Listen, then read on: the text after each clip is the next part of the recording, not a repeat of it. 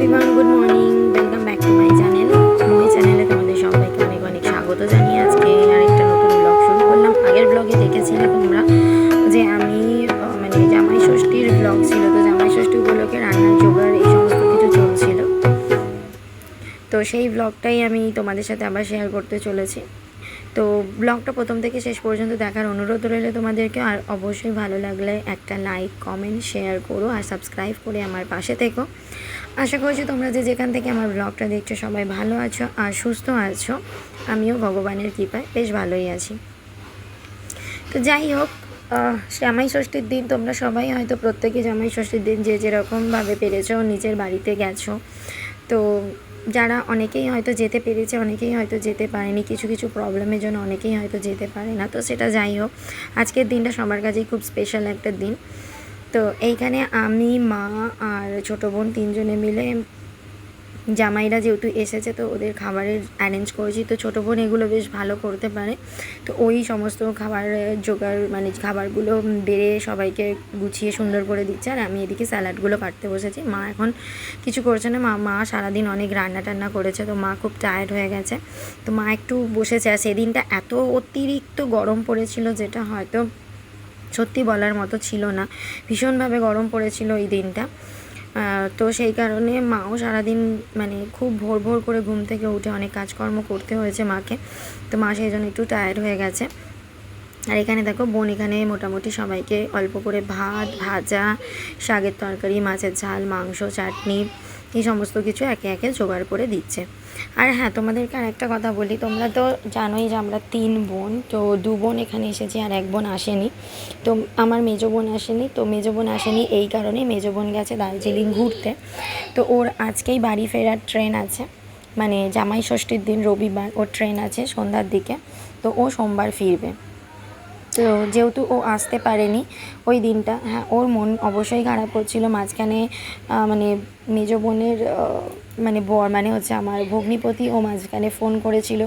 তো দেখো, যদিও এই দিনটা সবাই একটু মিস করে, কেন এই দিনটা একটা স্পেশাল দিন প্রত্যেকটা ছেলের কাছে, যারা বিবাহিত ছেলে তাদের কাছে খুব স্পেশাল একটা দিন। তো সেই জন্য সবাই একটু মানে এই দিনটাকে মিস করে খুব। তো ও মিস করছিল, তো ওখান থেকে ফোন করছিল সবাইকে। আর যেহেতু 3 জামাই, সবসময় তো সবার সাথে দেখা সাক্ষাৎ হয় না। তো যেহেতু এই দিনটা সবাই একসাথে দেখা সাক্ষাৎ হবে, বেশ ভালো মতো করে গল্প গুজব আড্ডা দিতে পারবে, তো সেই কারণে অনেকটা মন খারাপ তো থেকেই যায়। যাই হোক, এখানে মোটামুটি রান্নার জোগাড়গুলো করে দিয়েছে আর দুজনের এখানে আসন পেতে দিয়ে জোগাড় টোগাড় করে দিচ্ছি খাবার জন্য। এখন ঘড়িতে বাজে প্রায় 2টোর দিক। তো সবারই মোটামুটি খিদে পেয়ে গেছে। আগে জামাই খাবে, জামাইরা খাবে, তারপর বাবা, তারপর আমরা খেয়ে নেবো। কেন কি মা তো খাবে না। তো জামাইদের খাওয়া হয়ে গেলেই ছোটো বাচ্চাগুলোকে সাথে সাথে খেতে দিয়ে দেবে, একদিকে দেবো জামাইরা খেয়ে নেবে এদিকে, আর ওইদিকে আমার মেয়ে, আমি আর বাবা আর ছোটো বোন 4 জন একসাথে বসে যাব মোটামুটি জামাইদের ওইদিকে খাওয়া হয়ে গেলে। কেন কি জামাইরা যে এই সামান্য খাবারটাই দিয়েছে, এর মধ্যেই অনেক খাবার হয়তো ওরা খাবে না।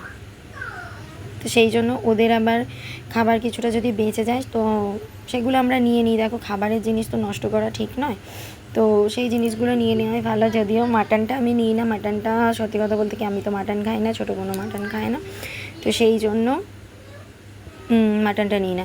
তো আমি তার মধ্যে কনফিউজ হয়ে যাচ্ছি যে কীভাবে জোগাড় অ্যারেঞ্জ করে দেবো, মানে কোনটা আগে দিতে হবে কোনটা পরে দিতে হবে এরকম ভাবছিলাম।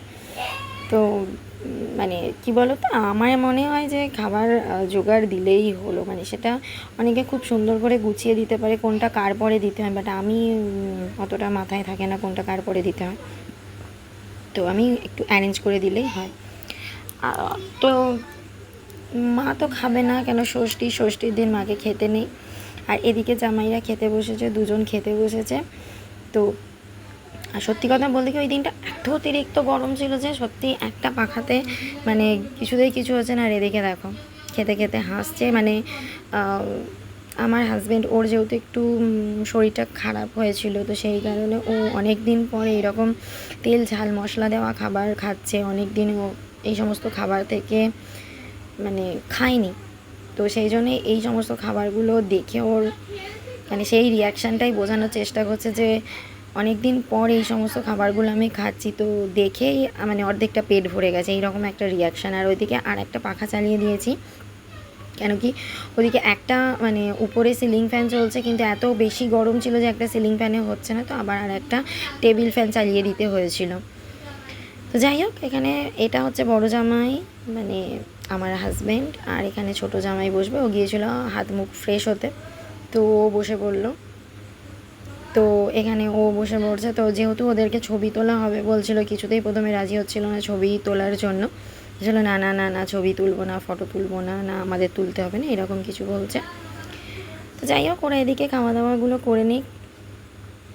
তার মধ্যেও দেখো, এই সামান্য খাবারের মধ্যেও সমস্ত কিছু তুলে দিয়েছে। ভাজা নিয়েছে দেখো, একদম ছোট ছোট দুটো টুকরো, ওদিকে শাকের তরকারি তুলে দিয়েছে, এখানে মাছ একটা পিস তুলে দিয়েছে। বললাম না খুব সামান্য, এরা মানে একদম বেশি খাবার খেতে পারে না। তো যাই হোক, এই সামান্য খাবারই ওরা খাবে। তাহলে ব্লগটা আজকে তাহলে এখানেই শেষ করছি। আর দেখো কত লজ্জা পাচ্ছে, মানে ছবি তুলতে একদমই চাইছে না। বলছিলাম যে একটা চলো ফটো তুলো, মুখটা তুলো, কিছুতেই তুলতে রাজি নয়, বলছে না।